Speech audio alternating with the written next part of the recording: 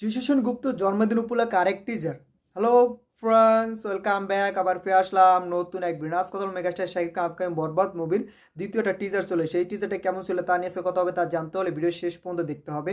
কারণ অল্পটা দেখে চলে গেলে আপনারা জানতে পারবেন না যে বরবাদের দ্বিতীয় টিজারটা কেমন ছিল। তো চলুন ভিডিওটি শুরু করা যাক। মেগাস্টার শাকিব খান আপকামিং বরবাদ মুভি যেটা রমজানে আসবে সেটা কিন্তু আমরা সবাই জানি। এই মুভির কিন্তু ফার্স্ট লুক পোস্টার টিজার বা একটা গানও কিন্তু রিলিজ পেয়ে গেছে। অবশেষে কিন্তু আবার এই মুভির দ্বিতীয়টা টিজার রিলিজ পেয়ে গেছে। প্রথম টিজারের ঘোর কিন্তু এখনও মানুষে কাটেনি। তারপর কিন্তু এই মুভির দ্বিতীয় টিজার না, এটা দ্বিতীয়টা টিজার এসেছে, সেটা কিন্তু এমন গানের টিজার ছিল। তারপর এমন গান এসেছে, সেই গানও কিন্তু গতকালকে সোশ্যাল মিডিয়া জ্বর তুলে ফেলেছে। এখনও কিন্তু গান নিয়ে দর্শকে রিভিউ করতেছে, ভিডিও বানাচ্ছে। এখনও গানেরও কিন্তু ক্রেজ দর্শকের মাঝে কারণ এর মধ্যেই কিন্তু এই মুভির প্রযোজনা প্রতিষ্ঠান থেকে আরেকটা টিজার রিলিজ করেছে। সেটা হলো জিশন গুপ্তর ক্যারেক্টারটাকে বেস করে কিন্তু টিজারটা রিলিজ করা হয়েছে। এই মুভির কিন্তু প্রথম একটা টিজার রিলিজ করেছে, সেখানে কিন্তু 1 মিনিট 44 সেকেন্ডের একটা টিজার রিলিজ করা হয়েছিল। সেখানে শুধু শাকিব খানকে বেস করে কিন্তু টিজারটা কাট করা হয়েছিল। সেখানে জিশন গুপ্তর শুধু একটা ঝলক দেখানো হয়েছিল, এমনকি তার কোনো ডায়লগ মালেও কিন্তু সেখানে দেখানো হয়নি। তার জন্য সবাই কিন্তু ওদিকে আগ্রহী ছিল যে তাকে হয়তো আমরা ট্রেইলারের ভিতর দেখতে পাবো, তার ডায়লগ শুনতে পারবো বা তার ক্যারেক্টার সম্পর্কে কিছু আমরা জানতে পারবো সেখানে। কিন্তু কিন্তু তার আগেই কিন্তু এই মুভির একটা টিজার রিলিজ পেয়ে গেছে। এই টিজারের মাধ্যমে আমরা জানতে পারলাম জিশন গুপ্তর কেমন ক্যারেক্টার হতে চলেছে, এমনকি তার একটা ডায়লগ কিন্তু এখানে আমরা শুনতে পেয়েছি। সেটাতে আপনারা হয়তো টিজারটা যারা দেখেছেন তারা জানেন। এটা হলো জিশন গুপ্তর জন্মদিন উপলক্ষে কিন্তু এই টিজারটা রিলিজ করা হয়েছে। আজকে কিন্তু জিশন গুপ্তর বার্থডে। হ্যাপি বার্থডে যিশুদা। আপনার জন্মদিন উপলক্ষে আসছে যে টিজারটা দিয়েছে, এই টিজারটা মাথা নষ্ট করার মতো একটা টিজার ছিল। এতদিন শুধু শাকিব খানকে নিয়ে কথা বলা হয়েছে, এখন দেখা যাচ্ছে এখানে বরবাদ করার জন্য বরবাদ লোকেই কিন্তু একজন ভিলেনকে ওখানে দেখানো হয়েছে এই টিজারের মাধ্যমে। এখানে আমরা কিছু পুলিশকে দেখতে পেয়েছি, মানে এটা স্টেশন উপরে জিশন গুপ্তকে হামলা করতে দেখতে পেয়েছি এই টিজারের ভিতরে।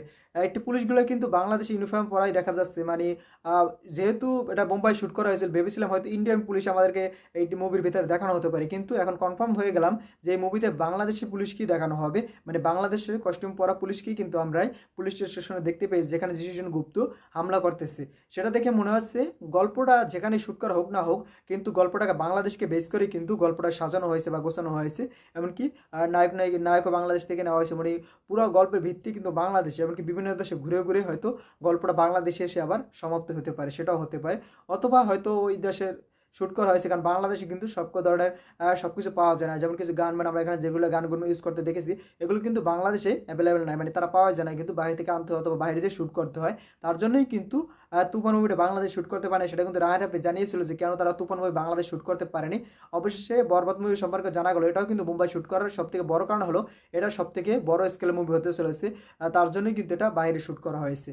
অবশ্যই এই মুভির যে কোনো টিজার টেইলার বা গান যাই এসেছে, কিন্তু কোনোটাই কিন্তু আমরা 4K রেজুলেশনে দেখতে পাইনি। এটাই কিন্তু এই মুভির থেকে আমি আশা করিনি, কারণ এত বড় বাজেটের মুভিতে এত কম রেজুলেশনে যে আমরা গান বা টিজার এগুলো বা টেইলার যাই আমরা এসেছে তা দেখতে পাবো, সেটা আশা করিনি। কারণ 15 থেকে 20 কোটি টাকার মুভিতে তো সব 4K হওয়া দরকার ছিল, কারণ তারা প্রত্যেকটা কন্টেন্ট, যে কটা কন্টেন্ট রিলিজ করেছে একটা কিন্তু এখন আমরা 4K পাইনি। প্রত্যেকটা কন্টেন্ট পেয়েছি 1080-তে, আমরা কিন্তু প্রত্যেকটা কন্টেন্ট পেয়েছি।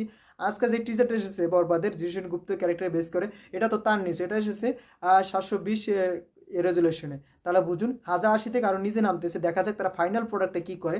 আশা করি ফাইনাল প্রোডাক্টে তারা 1080 রাখবে, আর নিচে নামবে না। আর নিচে যদি নামে তখন কিন্তু কোয়ালিটি খারাপ হয়ে যাবে আমার মতে, কারণ এত বড় বাজেটের মুভির কিন্তু রেজুলেশন ভালো হতে পারে। যতক্ষণ রেজুলেশন ভালো হবে তখন বড় স্ক্রিনে দেখতে ভালো লাগবে।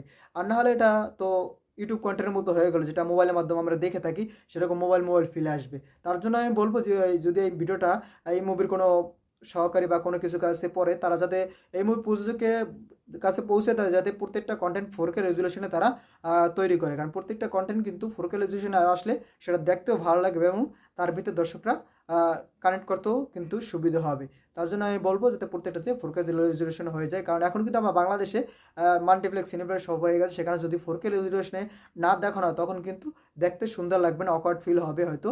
তার জন্য আমি বলবো 4K রেজুলেশনে যাতে আয়। এই টিজারটা আপনাদের কেমন অবশ্যই আপনার কমেন্টে জানিয়ে যাবেন। আমার ভিডিওটা কেমন লাগলো সেটা আপনারা কমেন্টে জানিয়ে যাবেন। ভিডিওটা যদি ভালো লাগে বেশি বেশি সবাই ভিডিও দেখতে পারে। আর যারা যারা এখন আমার চ্যানেলে সাবস্ক্রাইব করেন, চ্যানেলে সাবস্ক্রাইব করবেন। যারা ফেসবুক পেজ থেকে তারা অবশ্যই পেজটি ফলো করে দিবেন, কারণ আপনার সাবস্ক্রাইব ফলো কিন্তু আমাকে পরবর্তী ভিডিও বানানোর জন্য আগ্রহীত করে। তো এখন চ্যানেলে সাবস্ক্রাইব করে দেন, পেজটি ফলো করে দিন। ভিডিও শেষ পর্যন্ত থাকার জন্য অসংখ্য ধন্যবাদ। টেল দ্যাট টেক কেয়ার, দেখা হবে নেক্সট কোন ভিডিওতে। ততক্ষণ ভালো থাকুন, সুস্থ থাকুন, বাই বাই।